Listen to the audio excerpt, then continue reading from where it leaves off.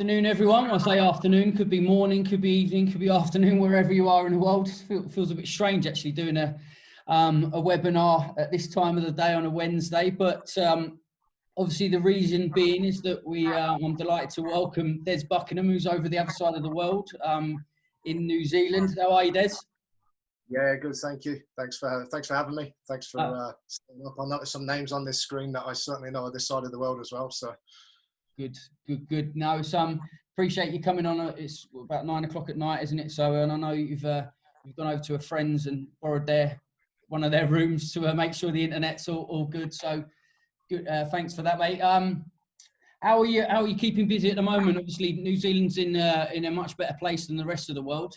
How's everything for you over there? Yeah, I mean, the restrictions here are pretty much lifted. The border restrictions are in place.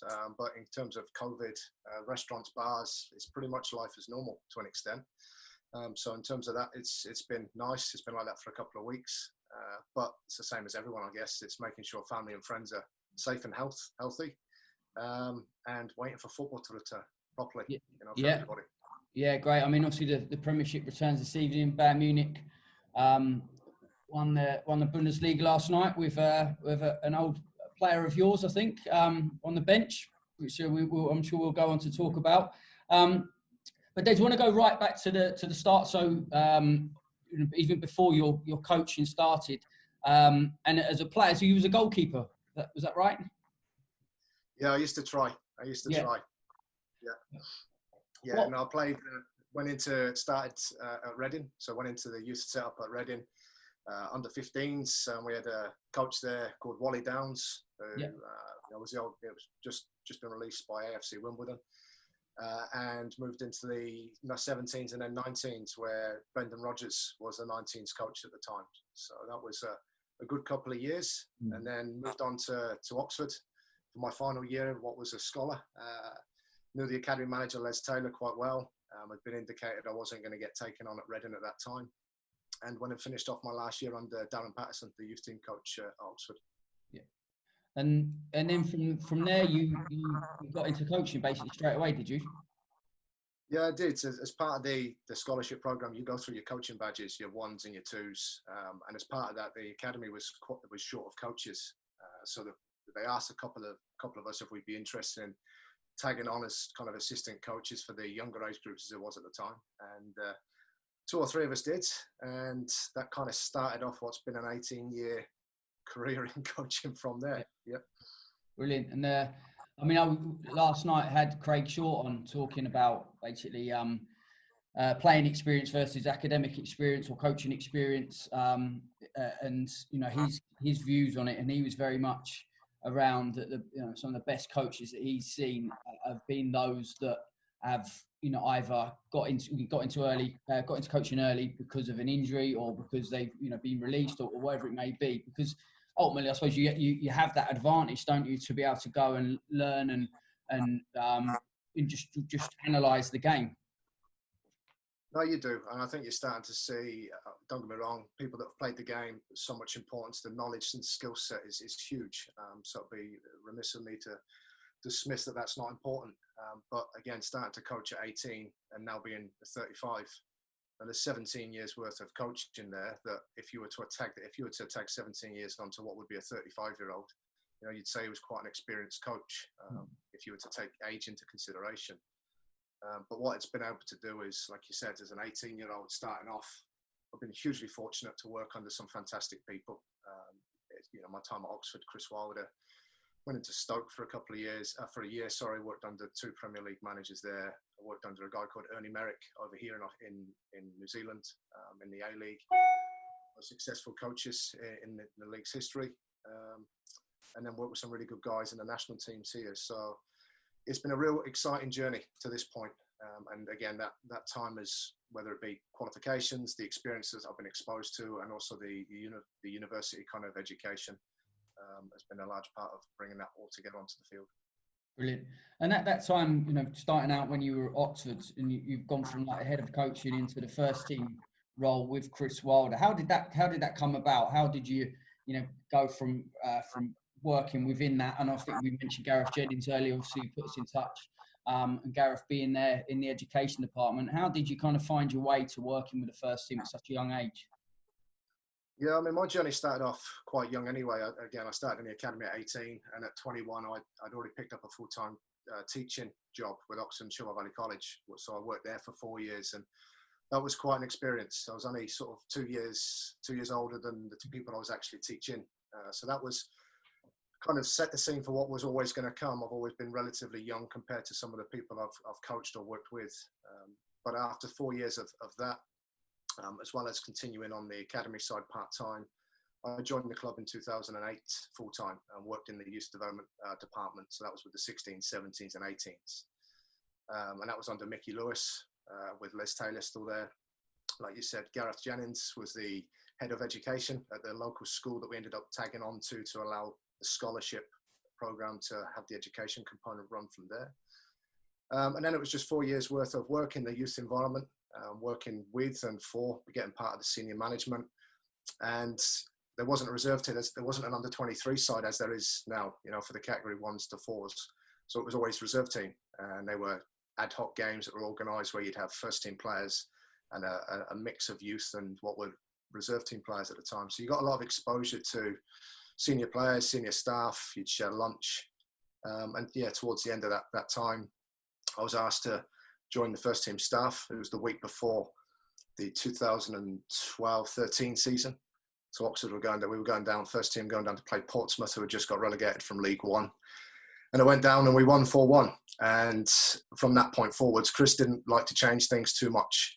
So I ended up just finding myself staying in that environment. And come Christmas time, I think we were in around top 2, top 3 in the league. And we just beat Gateshead in the third round of the FA Cup as well. So it had been a hugely great start at 29 as I was at the time to exposure to that type of an environment. Yeah, brilliant. I mean, Oxford seems to have they've always had a really good calibre of manager, haven't they? I mean, you go back like Dennis Smith and Jim Smith and the various times that they were at the club, and then you come through to of late, obviously, with Michael Appert and the people, and obviously the manager now. So is that, do you think that the club there, in terms of that side of it, that could you notice that they've always, the coaching's always been quite paramount to what they do at the club?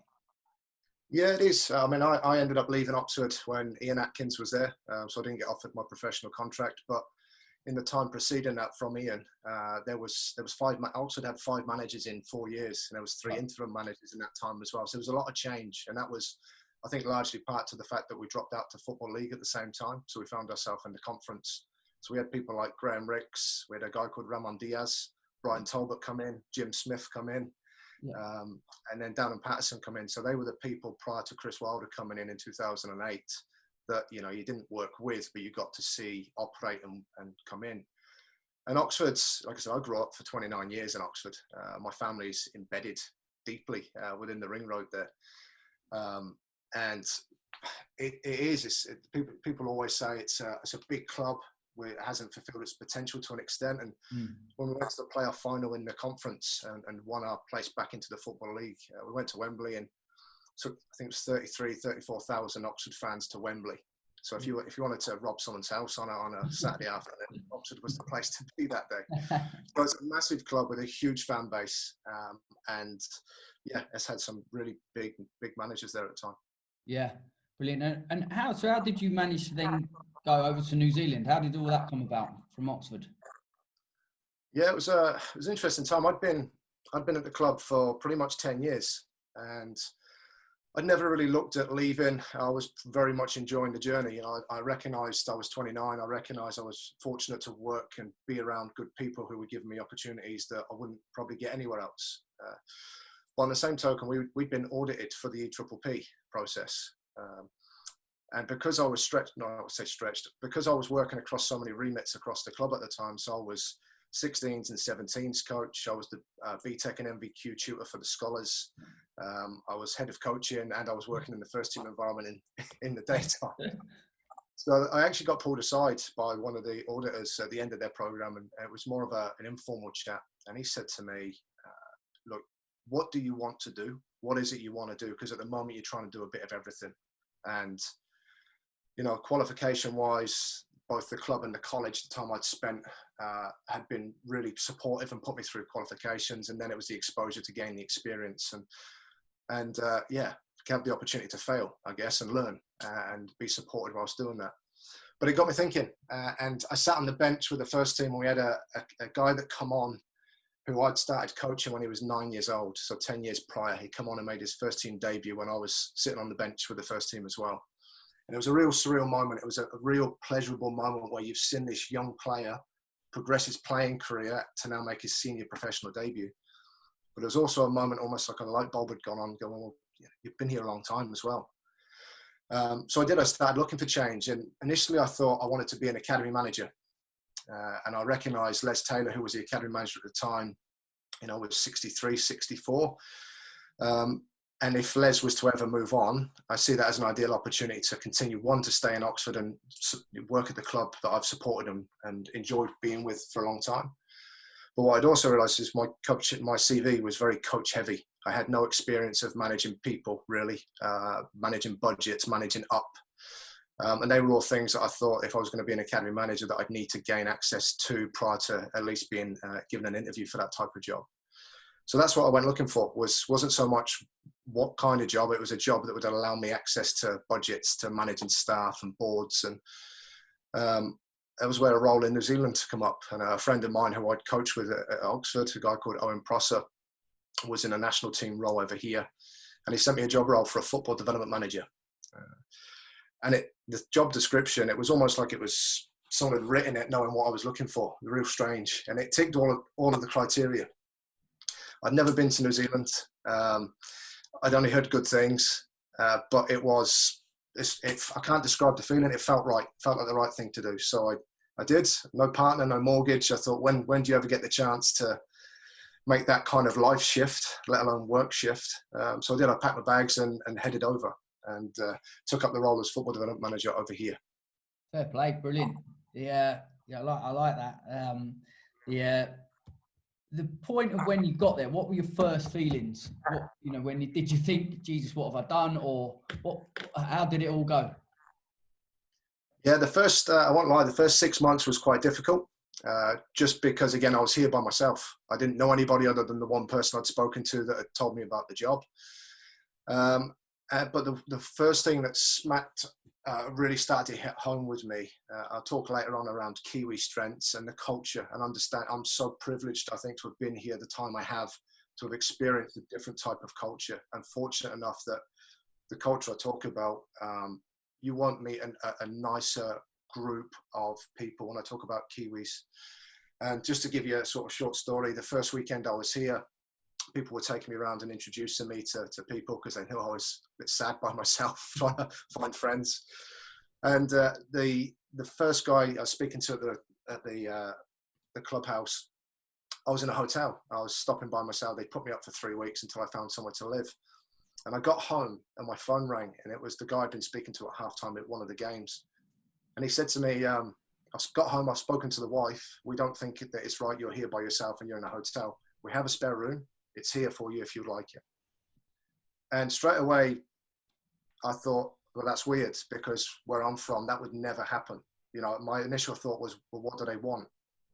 And the week after, I'm out just in the daytime, trying to find somewhere to live. I've got some food in one of the restaurants / pubs, and I've turned around. And as I've turned around, a group of people who were having lunch it must be a works lunch or something. I've turned around and they said, "Are you by yourself?" Sort of a theme happening here. I said, yeah. And they said, "Do you want to join us?" And again, I was like, whoa, hang about. No, I'm okay, thanks. And I went and sat in the corner by myself. And again, that's just the way. So welcoming. I couldn't be made to feel more at home and more brought into a different type of culture than I have done in the times that I've been here. So that's been a huge thing for me. Brilliant. And then going from that role to Wellington Phoenix, where obviously what age were you? You went in as like assistant head coach and then became head coach. And what age were you when you became head coach there? So I was 29. I'd been 30 when I went in. So 30 when I went as an assistant coach. There was Ernie Merrick was the head coach. And then Chris Greenacre was the old Stoke centre forward, played a couple of games at Mansfield as well. So great guys. Ernie Merrick, top guy. Chris, you won't meet a nicer person in the world. Great family. Went in, was fortunate enough to work in their staffing setup and done that for two and a half years. And then unfortunately in the final season, as it turned out, we lost the first 6 games. We lost 6 games out of the first 8 of what turned out to be Ernie's final season. And after the 8th game, Ernie turned around in that team hotel and told us that he'd made a decision to step down, which came as quite a surprise to everybody. So the following day, Chris and myself were put in interim charge. We were actually in Adelaide at the time, which is 2 flights away from our base back in Wellington. So it's every away trip is a 3-4 hour flight across the Tasman from New Zealand to Australia. But we had to fly into Sydney and then on to Adelaide. So it was quite a difficult Sunday coming back, because not only were we travelling back knowing that Ernie had resigned, but Ernie was also on the plane with us on the way home as well. But yeah, we got back, and Chris and myself were put in interim charge for 4 games, we were told, while the club decided what they wanted to do for the rest of the season. We went unbeaten during that time. We won the first game 3-0, and then we got 3 draws. It took us off the bottom of the table, which is where we were when we took over. And the club made a decision for us to continue for the rest of the season, and that meant myself being head coach and Chris being the co-coach to the team. So we had 2/3 of the A-League season. Yeah, myself as a head coach at 31, so the youngest head coach in A-League history, being hugely supported not just by Chris but by the support staff and of course the players. Brilliant.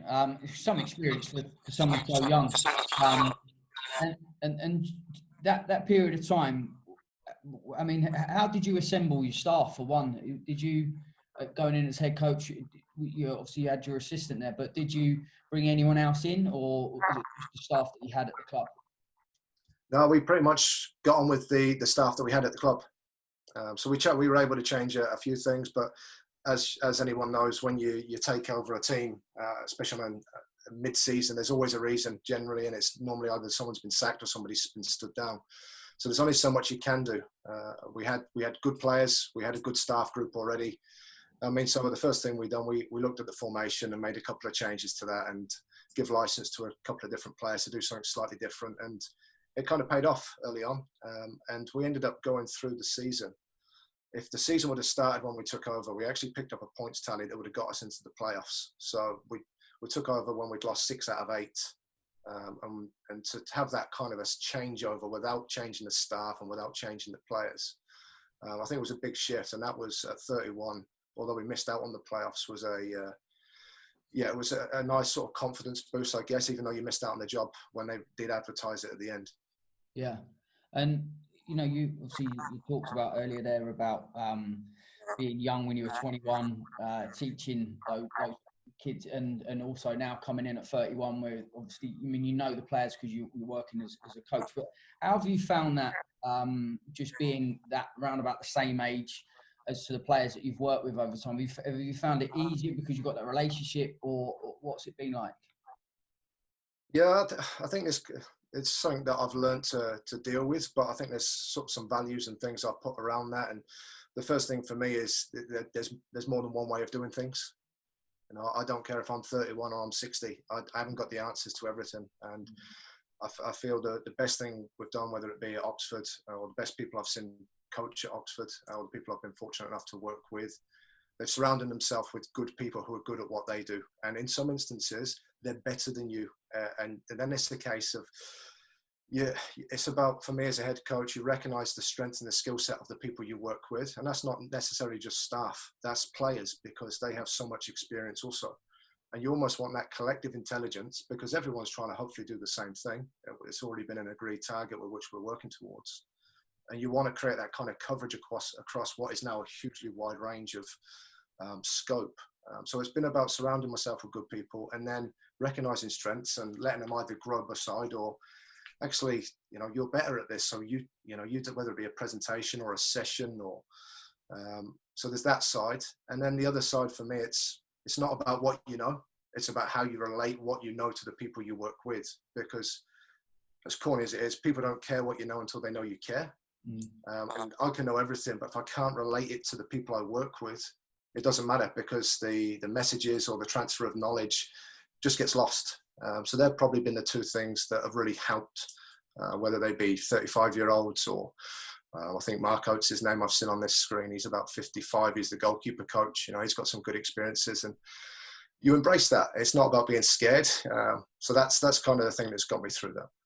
Excellent. And then you end up going back to the UK and to Stoke before you come back to New Zealand. Can you talk us through that, please? Yeah. So again, come the end of the season at the Phoenix, the club decided to advertise for the role of the head coach. So I applied. Unfortunately, didn't get it. They gave it to a guy called Dario Kalazic. So they brought him across from Europe, and I still had a year left on my contract. But that taste of head coach and first team management, after being an assistant for previous years in a senior space at club environments, I wanted to continue upskilling myself, because I knew I didn't have the tools or the skill set to be a head coach. And that was what was good about having the opportunity to go into that role. Ernie, the manager prior, had exposed both Chris and me to lots of different things to help. But until you're actually there, it's difficult to know what you need in your toolbox to deal with everything that comes as part of that. So I had a year left on my contract. I met the new manager, and he explained that he was bringing his own assistant with him. And he explained that he didn't see my role as an assistant coach. He wanted me to move into more of an analysis type of role, which his exact words were 90% analysis, maybe 10% coaching. And for me, looking at what I wanted to achieve, that wasn't going to help that. So at the time, Gareth Jennings, who I'd known from Oxford, was now at Stoke City, who were in the Premier League at the time. He was their academy manager. We ended up talking, and he said, we've got a vacancy with our under-23 side. So there's Glenn Hodges, who was the head coach, and Wade Elliott, who was one of the assistants. They were looking for someone else to come and work and make that three-man team. And when he described what the relationship was and how they try to do what they do, again, it fitted all the sort of boxes that were perfect for what I was looking for. So yeah, I spoke to the club, and they were hugely supportive. Rob Morrison, the chairman, allowed me to come out of my contract at the Phoenix, and was really understanding of that. Left with good relationships from there, and jumped back on a plane and found myself in Stoke-on-Trent on a cold, wet Tuesday night. Lovely. Yeah, I've experienced that a few times. It's not pleasant. And how was it at Stoke then, going back into that environment, obviously being away as long as you had done? No, it was good. So it was nice. Again, you don't get very many opportunities to go and expose yourself. And the good thing coming away, it was a good test for me. You try and, I'd always, as a young coach, try to copy copy people that I'd seen coach behave in a way that I thought was the right way to behave in certain environments. Whereas actually coming away, having already sort of 10 years behind you of youth development, and now having the access to seniors, you kind of got an idea about who I was and what I was about, and that started to form some values. So going back into Stoke was a good test of those, because I found I didn't have to adapt who I was, what I was. I was a bit more comfortable in myself when I ended up going back into that environment. So again, you're exposed to Premier League players. We're sitting, as it was at the time, Mark Hughes was the manager, and you're able to sit and have proper conversations with people without being overawed, and maybe adapting the behaviour to suit what you think it needs to be. So that was good. Facilities are second to none. They're a Category 1 academy. So what comes alongside that, staffing-wise, quality of players, games programs in the under-23s Premier League. It's as good as you can get without making that Premier League step. And then when Paul Lambert come in after Christmas, from the first team point of view, Paul dropped down first team players. So we had Berahino, we had Charlie Adam that would come down and play in the 23 side. So you got a real opportunity to work with those guys really closely. And again, it was a good test of coaching. But again, it was about the relationships, working with them and then working with you. You want players and staff to work with you, not kind of for you as a coach. And that was a good test of that. So that was a hugely enjoyable experience. How was the players? I mean, I speak to a number of friends who are women 23s roles, and when you mentioned that big name players who dropped down, did it vary from player to player, or in terms of what their attitude was to work in each day, or was it the kind of culture there that they'd come down, they were going to work hard. How was that experience? Yeah, well, we didn't get it. So Mark Hughes the first team players didn't drop down into the 23s. So it was only when Paul Lambert come in that started to happen. And when they did come in, they were great. All the ones that did come down. And Charlie Adam was a huge driver of that. He was a huge help to those young players, and he would also help the senior players come down and in that respect. So again, it was about, not again having as a head coach or an assistant coach to have to drive everything. It was about utilizing the skill set of the people that you had available to you. And Charlie Adam is a huge asset, both as a player, firstly, and as I think you'll make a great coach as well, because the way you can relate to people. So it's about making use of those people. So that really helped. Yeah, he's a good guy, Charlie. Comes out to Dubai a fair bit on his holidays and does work. So, and then you get the opportunity then to go back to New Zealand. So to this time, obviously, as head coach of the 20s. So is it you just keeping in regular contact with people you knew out there? Is that how that came about? Yeah, pretty much. So I kept an eye as I come away from like I said, I'd spent 3 years in New Zealand and made some great relationships and really enjoyed my time. And the way it kind of ended, although it was a good relationship and there was no problems coming away, it was almost like a feeling of haven't yet been able to show what I can do from a coaching perspective. So it was almost like unfinished business. And the senior side, who were going through World Cup qualification for 2018, they missed out, unfortunately, to Peru. So they lost 2-0, so they didn't qualify. So the head coach, a guy called Anthony Hudson, he left. He took up a job at Colorado Rapids, and he took a lot of the staff with him. So the 20s head coach was part of that. A couple of other staff went. So it left a lot of holes and vacancies in the national organisation. So as I always do when you leave, you always keep in touch with people. You don't just tap people on the shoulder when you want something. And yeah, it came up, it was advertised, I applied for it. And after about 4 or 5 different interviews, I got the call to say, yeah, we'd like to offer you the 20s head coaching role. And as part of it, we'd like to offer you the assistant national team role as well. So an assistant to the full senior team. So when someone offers you an opportunity to coach a national side and try and qualify for a World Cup, which we had to try and do firstly with the 20s, but then secondly as a national team assistant coach, whether it's New Zealand or it's Brazil or whoever, they're not opportunities you get very often in your lifetime, if at all. And coming back to a country where I'd love living, I'd met some wonderful people. And again, I knew a lot of the players because a lot of the players play at the Phoenix, whether it be in the academy. And if it wasn't in the academy, my other role with New Zealand football at the time, I'd got around and seen a lot of them anyway. So I knew what they were capable of hopefully trying to do. So it fitted really well.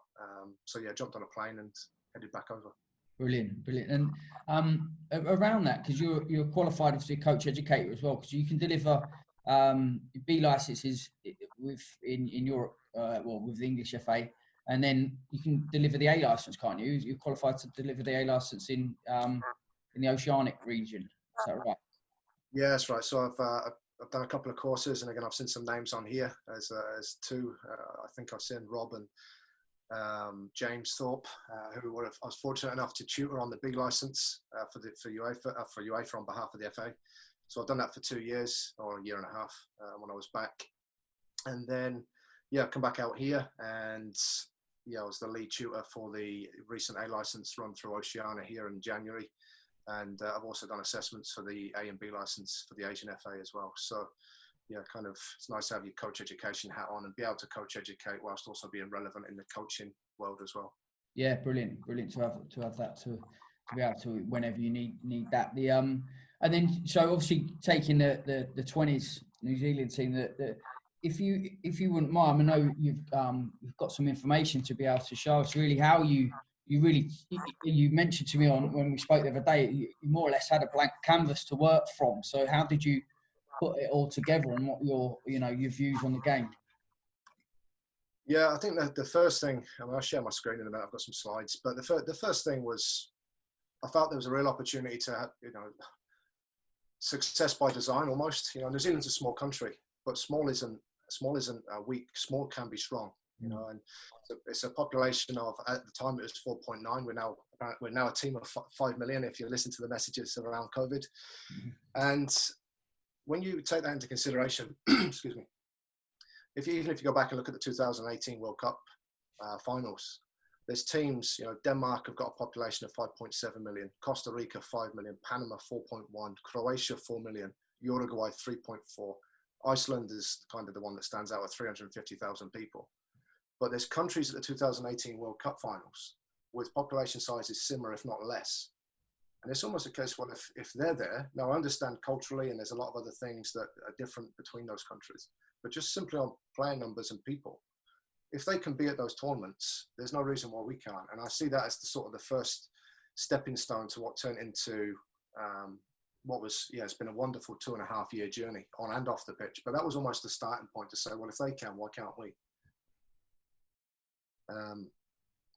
So I mean, I've got some. Do you want me to share? Please, you should be able to do that. It's brilliant. Try this. Got that.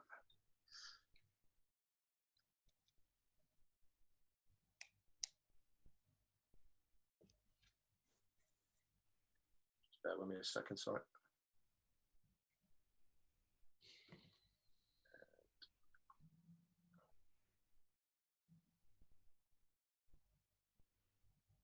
Has that come up for you? Yeah, great. So I mean, I'd worked in New Zealand for 3 years prior, and the one thing that New Zealand football has is it's a national football curriculum, but within the curriculum, it's got two statements. One's a playing style statement where it talks around a couple of things which I'll come on to, and then there's a team model. And the two things that stood out to me straight away was this talk of the point of difference is our superior team culture, which is mentioned across both. And then the second one is the traditional Kiwi strengths. Now, I totally agree that they are huge strengths of New Zealand, and I'll go on to the reasons as to why shortly. But when I asked the question around, well, what is a superior team culture? So when we say our difference is a superior team culture, there wasn't too much it was very much surface level. There wasn't too much depth behind those statements. And it was the same with Kiwi strengths. We have huge Kiwi strengths. But again, it was trying to find out what they were. So what I tried to do is, we used, we got around the country. So again, let's share this with you. There's 3 levels of thinking, really. A lot of the documents that we had at the time always referred to world's best practice. My argument was, we have good players. We already have good players. I've worked with a lot of them at the senior level, and I certainly know getting around the country, we have good 17s, 20s, and younger players coming through. So not only should we be looking at world's best practice, we should also be looking from within to combine the two to have, yes, world's best practice is important to us, but I think we've got an opportunity to develop something ourselves here and combine the two to have a real impact. So the first thing we set out to do was to try and create and develop a new kind of football identity, so a playing style at age group level, that was built by the players, the staff, and the community. So I'll go on to the second one. The idea was that we done that. The second was, wanted to really integrate some of the New Zealand culture and to create sort of greater purpose than self. I didn't want it to be gimmicky, and I'll talk around what kind of culture I mean, but there's some real practices that happen here that are unique to New Zealand that don't happen elsewhere, that I felt could really bring a playing group together and give greater purpose than themselves, that would have huge impact on the field. And then lastly, it was to combine the two. So yes, we're going to try and drive something we're going to try and dig something up and create and develop it rather than drop it down and force and say, this is who we are. We're going to develop it, and we want to develop that with players, staff, and the community. And then we want to, what is world's best practice, and where can we now fit the both together to give us those wins? So you started to see things, I think, in the 2010, so Spain. So I'm getting ahead of myself. The reason I looked at this was, I think after 2010, the development models of, say, Spain, everyone started to look at Spain in 2010. What are Spain doing? Because they were successful with the World Cup and Euros. 2014, then it was Germany. We've now started to see sort of more focus, especially I use England as the examples, the 17s and the 20s when they won the back-to-back World Cups at age group level. And then even more so to a point, Croatia, England, Iceland, Wales as other examples that would also start to create their own spin on their own development programs. And they started to see the fruition of those both at age group and at senior level. So I felt that we were in a space where we could actually start that process.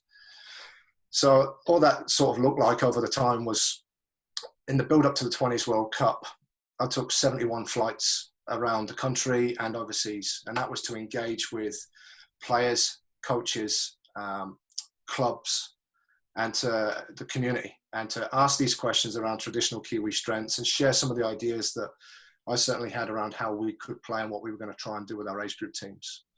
It involved, I've got for here, so the 365 days in the year, I've spent 255 days away from my home doing that. And that was, again, 50 days in our what we've got, our ISPS Premier League clubs here. So it's an amateur game, but getting around and spending time with the players in their environments, you know, and I mean 4 or 5 days, go and see them, see what they're actually about, speak to the staff that work with them, who then become our scouting network. So you can pick the phone up and find out. Traveled overseas, so I went to the USA, I went around Canada, traveled around Europe to see the players that we had in the professional setups over there. That was at my own cost. But again, I felt that was important to tie those guys into what we were doing. And then lastly, like I said, I spent 80 days getting around the local federations, of which there are 7 here in New Zealand. And I put presentations on for the local community and the coaches, and tried to share as much as I could around what we were trying to do. Invited them into our camps, invited them into what we were trying to do, and to make them part of it. So that was kind of the starting point. And then very much for me, when I come in, I was hugely fortunate that working across the 20s, the 23s and the senior team, previously it had always been around a journey, a cycle. So the under 20s is a 2-year cycle, or the 17s is a 2-year cycle. And at the end of that 2-year cycle, it tended to be that the coach would move on and somebody else would come in, and a lot of that IP or good work would maybe fall away. But the benefit of being in the role that I was in, we turned it into a journey, and we shared this with the players from the start. It wasn't about the under 20s campaign. It wasn't about 23s campaign. It wasn't about, it was it's here. So we had the qualifiers first. We had to go and try and qualify for the World Cup. So we went in August and we did. We managed to qualify. We not only qualified, we won the championship as well, which qualified us to Poland, so the under-20s World Cup in May of 2019. We then come back from there, and this is now under-23s. We took an under-23s team to the Pacific Games, which is a senior international competition. So all the other nations that we played against were full senior teams, and we took an age group side there. We ended up winning it. And again, I'll come on to that shortly. But again, we shared this with the players. That then fed into the 23s qualifiers in October, which we went and we qualified for the Olympics with. And then the idea was that transitioned through into what is the Nations Cup here. So it's the equivalent of the UEFA European Championships. It's our version in Oceania, which would then prepare us to head off to Tokyo, which was supposed to be next month. So all the way along, the message was, it's not about a cycle, it's about a journey. So whether or not you start and you finish and you go through the whole thing, which only 2 players actually did, or you dip in and out of camps and you dip in and out of things, that's fine. And then in between all of that, you've got the senior national team games that if you do well enough, you'll of course hopefully get a call up. So that's what we did. We spoke to them about a journey, and by selling a journey, we were able to really bring people in and create something I think was truly special. And they added huge value to it, because whether or not they made it or they didn't make it on one occasion, they knew there was another one coming, and they knew they could have the opportunity to come into a camp to put themselves forwards for it. So that was quite important in part of the process. Brilliant. Stop me anytime, by the way. No, that's fantastic. There was another part to that triangle, the middle part, which was around the culture. Now, we talk around New Zealand people here, so Maori people, they're sort of the tangata whenua, so the indigenous people of New Zealand. And they've got such a steep history, language and traditions which are really central to New Zealand's identity. And I went on to a course with high performance sport here, where I went down in March before we left for the World Cup. And we went through a process that was an indigenous practice, where you go to a marae. Now a marae is kind of a fenced off complex where people have their families, so marae is used for meetings or celebrations, funerals, and it's got a lot of meaning, and it'd take a whole new workshop to actually, I'm not doing it justice there. but the idea was we wanted to try and replicate the process behind how you enter a marae, because there's lots of different processes behind that allow you into what is the house, which is a whare. Now, the house is where the family, you know, it's steeped in family tradition, history. There's people buried there. It's got a lot of meaning behind entering that. So as a visitor, you go through a process to enter the marae first, but then the whare is the families, is who they are, what they are. So what we tried to say was we can't replicate a marae, and we certainly don't want to force people to do stuff they don't want to do. But the actual process, I thought, could add huge value to helping us create our identity. Because a lot of the practices that I went through during that week at High Performance Sport, it brought us together really quickly as a group. It gave us real deep meaning behind why we were doing what we were doing. So I asked the guy that led it if he would come in to our camp, and he did. And this is kind of the program we followed. So on the Monday, players arrived. And generally when you arrive into camp, all people want to do is get out on the grass. You know, coaches included, everyone's excited. So, forgive the pronunciation, but a whakatel. It was the first thing that the players went into, and it was a really formal kind of welcome. And the idea was to slow people down to then go fast. So go slow to go fast was our motto. And introduced them to a new kind of way of working. And this was intertwined in between trainings. In the evening, we held what's called a pepiha session. And this is where players kind of introduced who they were. You know, they knew each other as people. They knew each other as players. So, you know, Chris is a centre forward from X club, but generally that's all they did know about each other. So we'd encourage them prior to coming to be prepared for a couple of questions, which they knew. The first one was, talk about the first time you fell in love with football, and where is home and what does home look like to you? And in the evening we sat around and players could speak for as long as little as they liked. And they stood and they spoke about those two questions. And the idea was that they were sharing about who they were, where they were from, what was important to them. And it was the real early stages of trying to create a connection, you know, and the idea being with a player called Max Matter. Now, Max has got a brother who's 10 years younger than him. I've got a brother that's 10 years younger than me.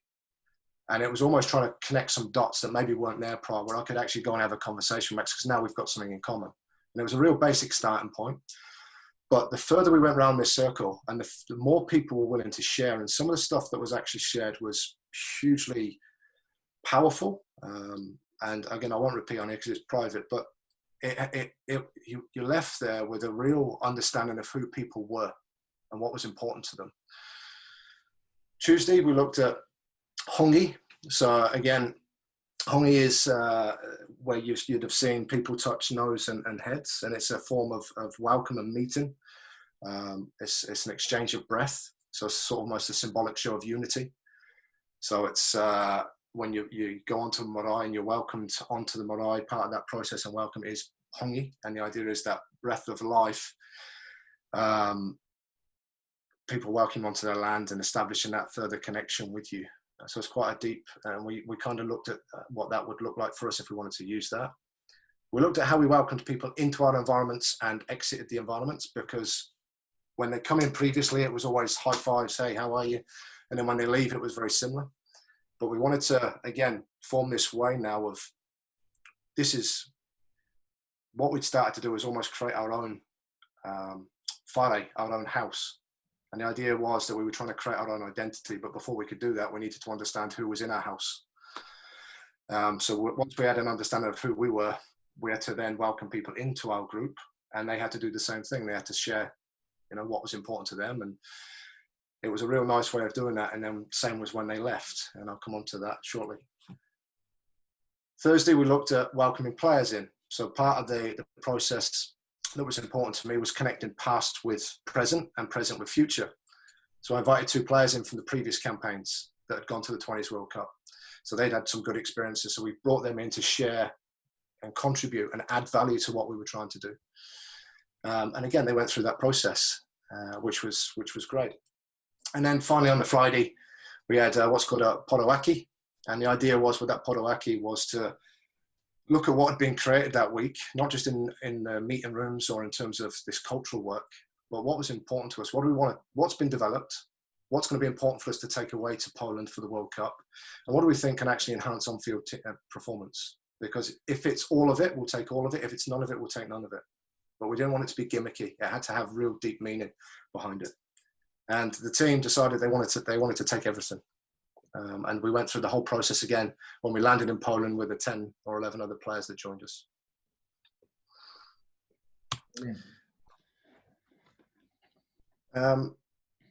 Yeah, again, stop me anytime. No, it's great. I'm actually just writing some notes down, to be fair. No, excellent. Keep going, please.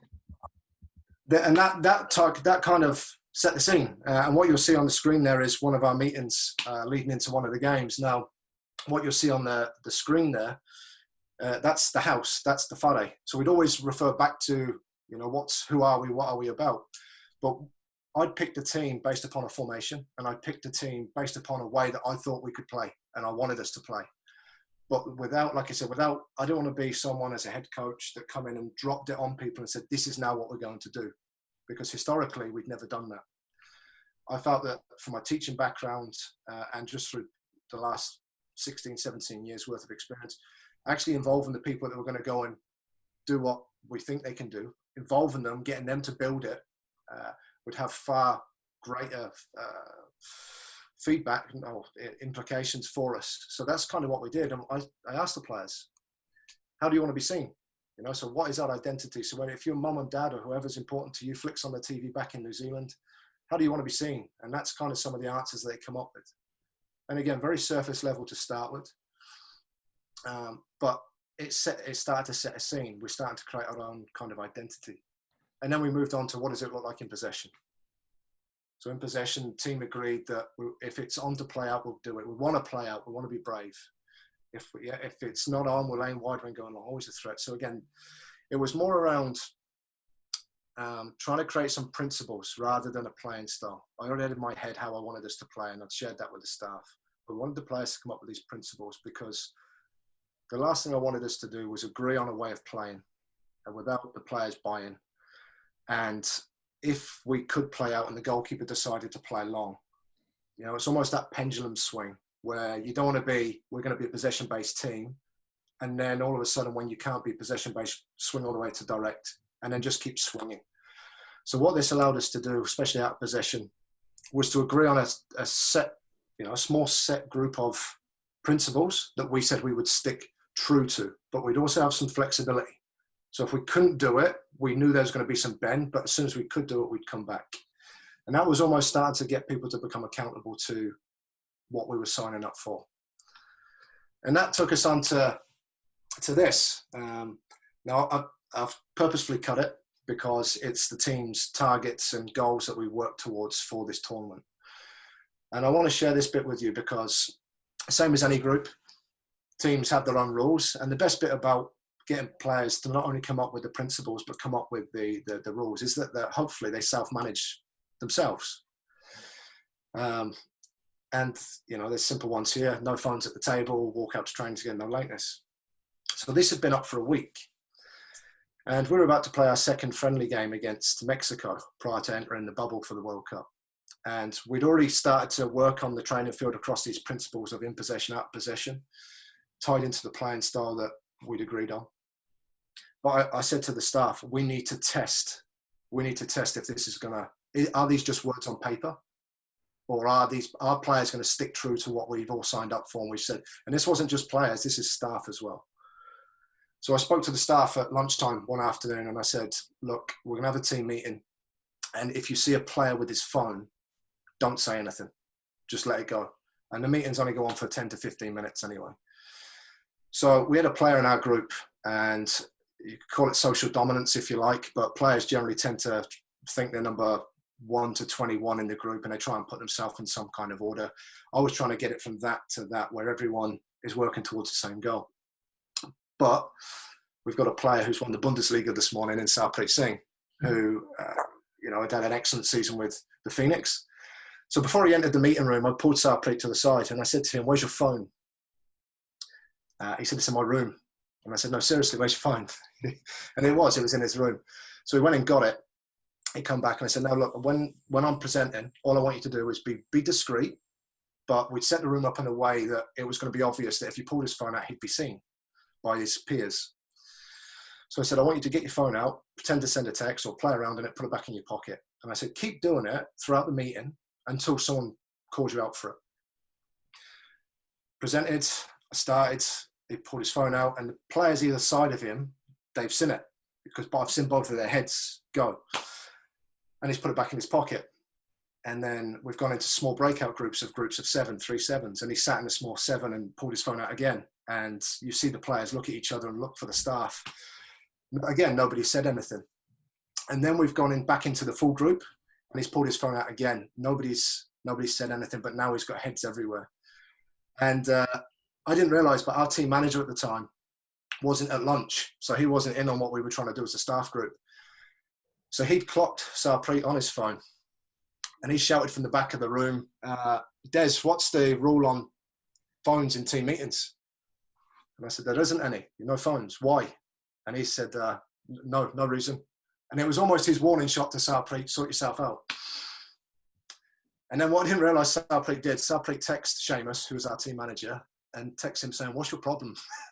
So with that, Seamus has got up from the back and stormed forward, grabbed the phone off of him and gone and sat back down. And of course, from that point forwards, you have to address it.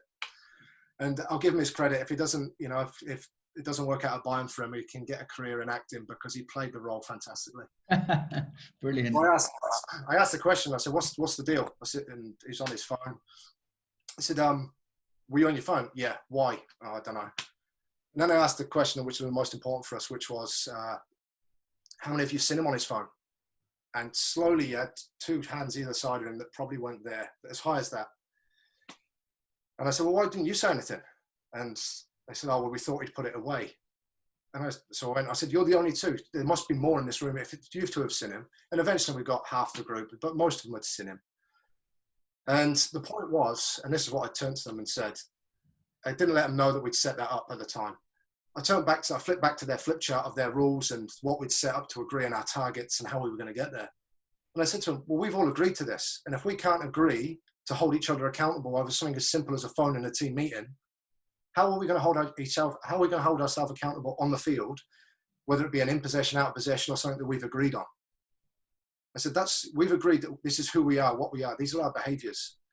And I kept Sarpreet back. Players left the room and give him a high five, give him his phone back at the end of it. And we went out and trained, and we told the playing group later on, because we didn't want to exclude Sarpreet from what was a closely formed group. And from that moment, it had that kick-on effect where people did hold each other accountable. And that's where this sort of stuff around how do we want to be seen, when we got to the World Cup, I stole this from rugby. Everybody wants to play in the first game. Everybody wants to be in the first 11. No, of course they can't. But we said, how do you now want to be seen? Because we've talked about what we want to do. We've talked about how we want to get there. But how are we going to, what does it look like? And we broke it down into starters, so people that start the game. We changed the wording from substitutes to finishers, because you're going to come on to finish the game, whether it be to see it out, to get us back in it, or to give us some fresh legs. So you're going to come on and really help us out. And then we had supporters. So supporters, you're that supporter when you realise that the third substitute's been made, or you realise you're actually not getting on. The whistle's gone. And when you're in a tournament especially, they're so important. But we said, what does it look like? So if you start for your country, what does it look like? If you finish, what do you expect to see? And that's kind of what we ended up doing. And then it was important that players, again, starters supported finishers, finishers supported starters. And it was that full cycle of everybody supports everybody. And if we agree this is what we say we look like, this is what we expect to see, and we hold each other accountable to it. Did you have issues with any of the players who weren't obviously playing? Not really. No, I've always made a point of, whether we're on camps or we're on tours, to make time for players. Whether we actually divvy times up and make it optional for people, or if people want to talk, I make myself available as best I can. And I said to them most of the time, it is, look, we've made this decision, I'll explain why. And generally, it's almost, hey, I might have got it wrong. I may have got it wrong, but it's not a detriment to you. I'm trying to do what I think is best for the group. And I may have got it wrong. And again, there'll be other chances, as there were for players in this group, to show what they could do as part of the group stage. Yeah. And obviously that showed in the performances and the results you ended up having there. Yeah, it did, and that's nicely segued into this, you know. And we had to try and define what was important to us. So we had 21 players from 9 different football environments coming into our camp or coming into the World Cup. Excuse me. So we needed to define what success was, and the players agreed as a collective that the measurements on the left-hand side here, so possession, passes, that's what they felt were going to be important internal measures for us. You know, the external measures are always going to be the scoreline, but how are we going to measure ourselves? And what we ended up doing is going back through historical data for New Zealand under-20s. And since 2007, when the under-20s was revamped and called the under-20s World Cup, every time New Zealand's gone to that event, these were the statistics that were the team at the end of the event were provided. So on average, always outpossessed, always outpassed, hugely outshot, and always outscored. So I said to them, I said, look, I haven't been given any remit to get out of the group or to get to a certain point. What I am saying to you is, I think we can do something special here, both on and off the field. I don't care if we lose all 3 games, but I don't want to go to a World Cup and try not to lose. I want to go and actually try and win games. And I think we've got the players in this room to actually go and have a huge impact. And the outcome of the World Cup, as disappointing as it was to exit on penalties to Colombia in the round of 16, we made some huge strides in what was a real short space of time. You know, we are now a team that outpossesses. We're now a team that outpassed. We're now a team that outshot and heavily outscores opponents. You know, and we're talking Honduras, Norway, who had Hagland in their team. Yeah. We're talking Colombia, a huge football population. So there weren't sort of measurements to be sniffed at. And then the team spoke around making history. And they did, you know, we did. We made some huge strides that hadn't been made before. And again, I won't read all of those out, but, you know, in terms of changing the mindset, if you like, around what is possible, I think that I certainly see the outcome of what we did there transition into the 23s. And I go back to, as corny as it may sound, Roger Bannister, you know, he ran the nobody said 4-minute mile could be broken. He broke it, and all of a sudden it was like, oh yeah, well, we can all do it. And I genuinely believe that the performances we had at the World Cup, both in terms of on-field, results-wise, the performance measures that you're seeing here, and the environment, more importantly, that tied the culture together, those 3, they've hopefully had a massive shift where players can say, well, actually, we can not only compete, we can compete and win. And doing it playing a certain style of football, not just in world stage, but we've took that to the islands now. And I mean, Instat provided a report at the end of the tournament compared to all the other teams. And when you go back and look at, we wanted to be a team that went out to attack.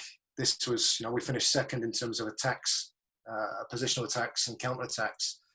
Ball possession, we were top for entries into the opposition half and final third and into the box. Average number of passes, 8.3. So it was a bit of a possession game, but we could break quickly. Flanks, we wanted to make huge use of our fullbacks and really commit. So where a lot of our goals come from was the commitment of our fullbacks, especially down the left-hand side. On the right, the duration of goal scoring attacks, 27 seconds per goal is an average. You know, so we had some possession. It wasn't a get it, smash it. We actually worked through the thirds and implemented what was our game style. And then when you look back at the principles, we wanted to be a team that went to high press. We wanted to be a team that were going to be aggressive and scrappy. And out of possession, ball recoveries in the opposition half, second. Interceptions, fifth. Picking up free balls in the opposition half, third. So the outcome of an independent sort of review from Instat really starts to tie back in and show that those measurements and what we tried to do had huge benefits to. Yeah, it's interesting as well. I mean, what were Ukraine and Italy like? Because see, Ukraine win it, don't they? And you look, I just quickly looked, and they're very low on most of them, aren't they? What were they like as teams? Teams. There wasn't a real consistency across any of the measures. Right. From any. I mean, they all had their own unique styles to get to where they got. You know, Korea that we played in a friendly and drew 1-1 with prior to the World Cup, went on to the final and ended up losing. They very organised, very compact shape, and would try and counter you quickly. Ukraine were very similar. You know, not too expansive, but safe. But had some excellent players that could really hurt you if you allowed them. Right. But there was no real, as far as I remember looking through it, there wasn't huge consistencies across those measures. And that was why it was good to see what we did across there, just highlight that. Because what it allowed us, what it allowed us to do is take it into the 23s. Now, at the bottom of that screen, we've had 5 different environments. And we haven't had a consistent group of players across those environments. So the test for me of time of what we had developed was, could we transition it into 23s? Because by involving the players, hopefully they've been part of it, they've learned it, they've added value, and they feel real part of what's happened, whether they've been part of 1, 2, or 3 events. You know, so if we look at when we qualified for the World Cup to the World Cup, there's 11 different players that come to the World Cup. From the World Cup to the Pacific Games, there were 17 different players in that environment. From Pacific Games to Australia, there's 11 new players. So there's always a huge shift of players. But what stayed real consistent was the playing style, the way we went about what we were doing, whether that was in the islands or on the world stage. And all that ended up happening was we started to layer and add information, both in terms of our culture and what we were doing off the field, but also on it. So to give you an example, in possession, we had always a threat in behind. Now we added detail to it. This was, again, players come up with this, but what we were able to do is show them examples of this now from 19s, from the 20s, and now from the 23s. And the best bit about it was when players come into when we had new players come into the environment, players would sit down and we had a big Sabutio table, and players would talk through the new players, kind of what we do, how we do it, why we do it, when it would change, why it would change, because they understood it. Brilliant. So what it stopped us having to do is bark orders from the sideline every game because players forgot. And it stopped us having to remind players of everything when they come back into the next tour or environment, almost a sort of DNA, if you like. So it was sort of self-fulfilling, and players understood it. And then kind of final one from me, because I'm just mindful of time as well. I think, as a head coach, you're always judged on results, I think, firstly, then performances, some will argue the two, and then environments or culture. And if you can get all 3, you're onto an absolute winner. And the best bit being, at the bottom of that screen before I share the results, we had 79 players over the 2 years that we invited in and were part of developing everything I've just spoken about.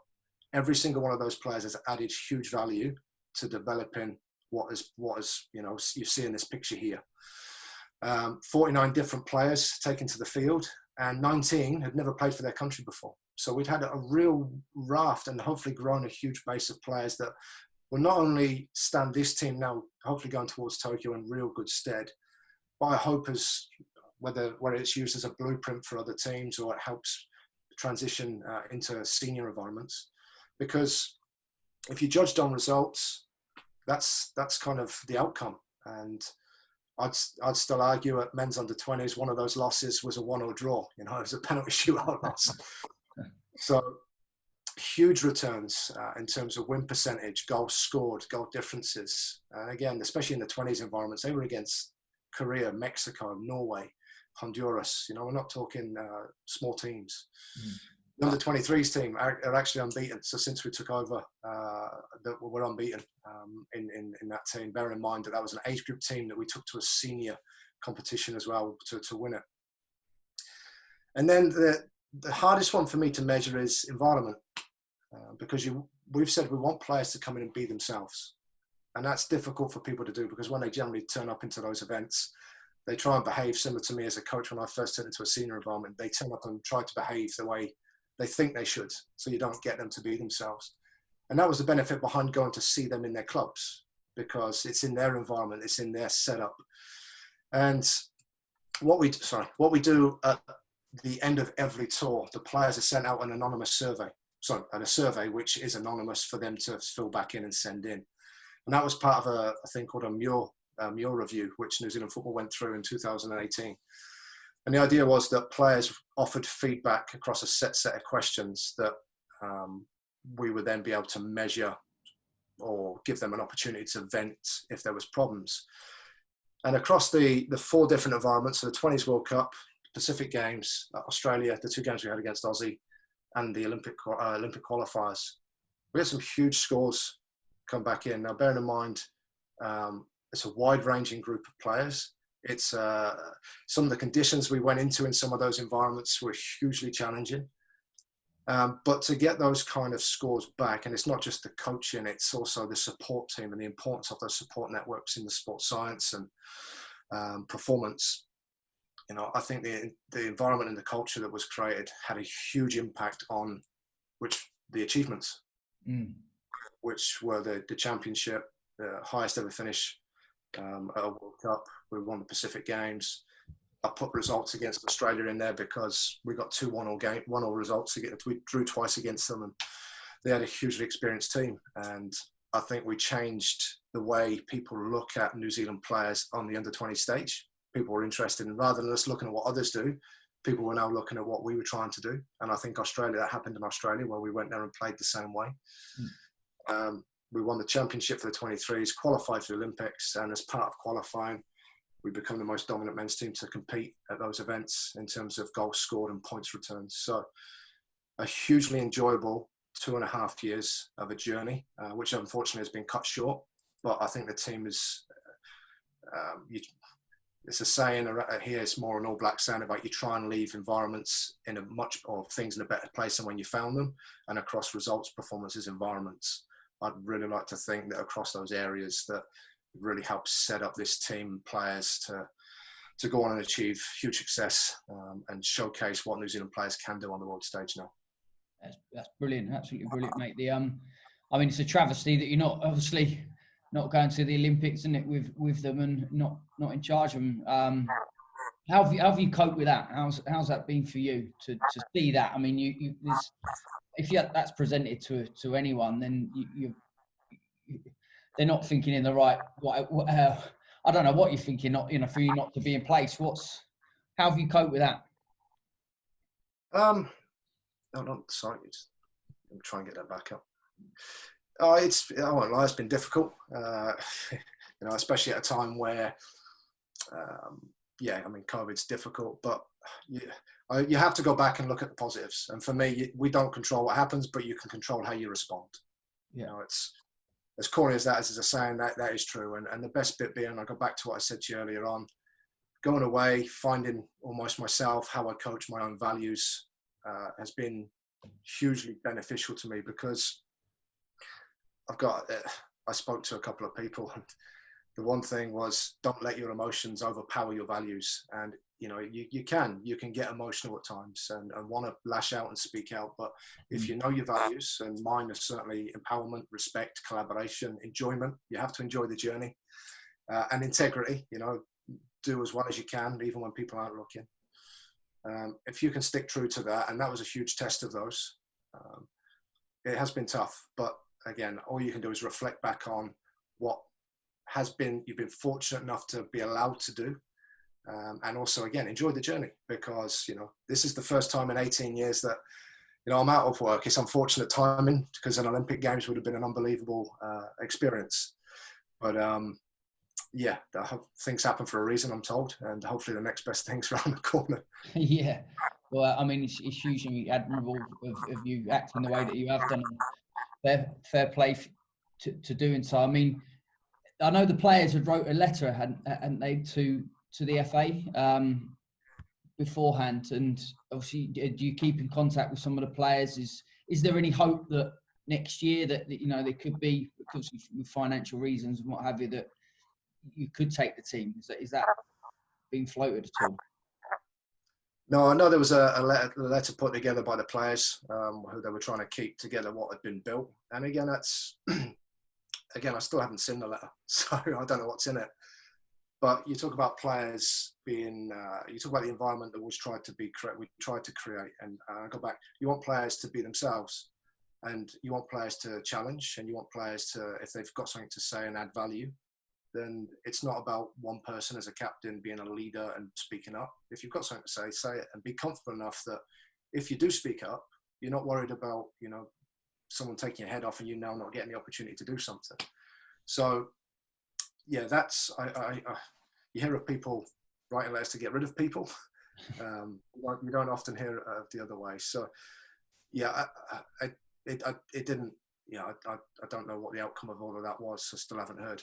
But in terms of next year, I think New Zealand football have made it quite clear that they're going a different direction now.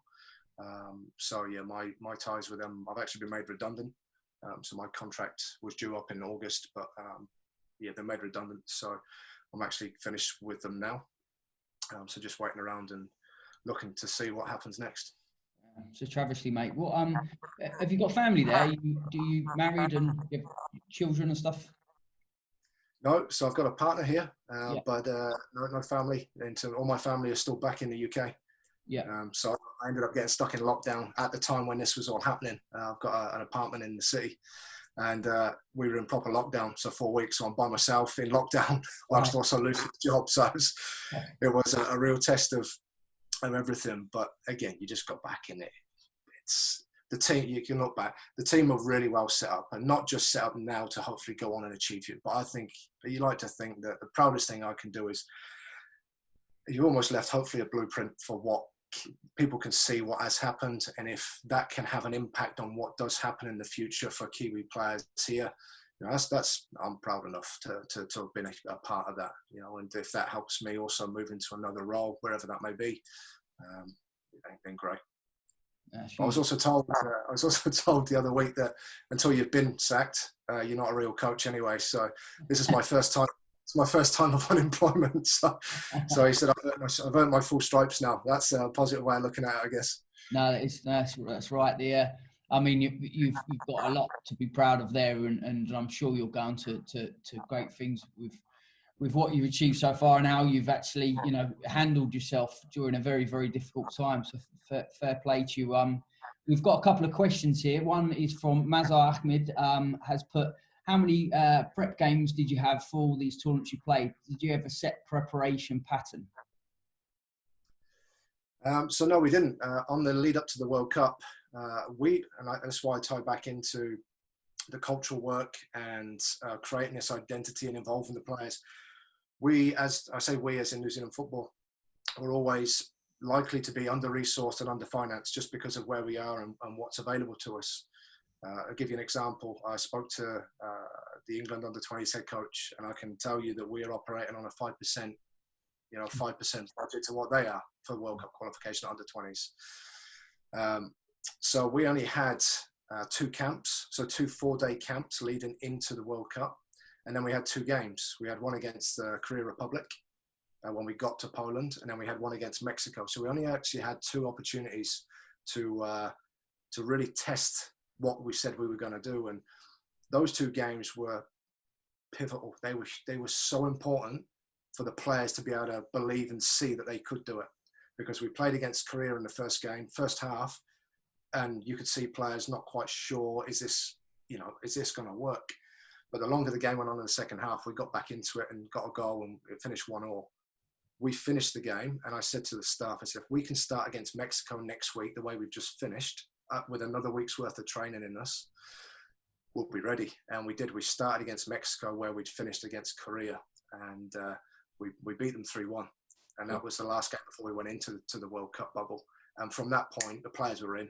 They didn't need any more. That was the convincer. Brilliant. I mean, we talk about the resources, England particularly. I've been lucky enough to go to St George's Park and sitting on their 16s camp last year, I think it was. And just that, they were playing Norway, France, and Brazil, and just as a tournament to bring them together. And speaking to obviously a lot of the staff that work for the FA, it's pretty amazing, and you can understand why they're doing so well. So to do so well, given the resources you have available, is even more impressive. Mohammed Chowdhury, who's a regular listener, I hope you're well, Mohammed, has put excellent presentation, Des. Love how you engage the players, including them in your journey. Thank you, Mohammed. Thank you. So, just obviously I've kept you 15 minutes over there, Des, and I just wanted to say, it's a fantastic insight into what you've done already in your coaching career. Obviously, it's strange, isn't it, to see that you're still so young at 35, but yet have so much experience. And I'm sure you'll go on to do very well, and obviously like to see you do very well. So get past this part and this COVID part and everything back to as we know, hopefully. And whether that be, obviously, I mean, in terms of for you now, is there anything in your head in terms of where you'd like to work? Is it still New Zealand? Is it in England? Anywhere else around the world? No, I've always said you want to coach at the highest level you possibly can. Now, I'm not too far. Like I said, I'm fortunate. Or I say fortunate or not fortunate in some cases. I haven't got a mortgage. I haven't got a family that I need to tow around with me. So I can go where I need or where work is. But on the same token, it needs to be. It needs to try and be the right job, not necessarily the first one. And whether that's as a head coach, I'd love to be again go and try and continue on this as a head coach. But I'm also aware I'm in no rush. I'm 35. I've still got a hell of a lot to learn, you know, and I've been very fortunate to this point to be surrounded, like I already said, with good staff across every environment, including the 20s and 23s that have really helped everything that's come up. But if it meant going in as an assistant coach to someone that's going to give you an opportunity to, again, add more tools to your toolbox that's going to allow you in the game longer term. Yeah, there's nothing, I'm not set on anything at the moment. It's just a case of seeing what is around once things start to return to normal and seeing where your two sort of things meet up and hopefully get some success. Yeah, good. And just before you go, I was just going to ask, actually, I forgot to say about, Sarpreet Singh and any of the other lads, how they're doing now. I mean, particularly him. What's he like as a player? Yeah, Sarpreet's a wonderful young man. So I give Sarpreet his debut when I was in charge at the Phoenix back in 2017. And it was probably long overdue. He'd been kicking around the reserves and youth team for albeit a season, and he'd been training with the first team for a long time. Very agile player. You know, you look at him, he's very, very slim, and I know that's something he's been working on. But I tell you what, he plays passes that from the sideline as a coach and even as players you don't see, and you can almost trust that the ball will arrive at your feet. So very, very well switched on and sees a lot of things quicker than most.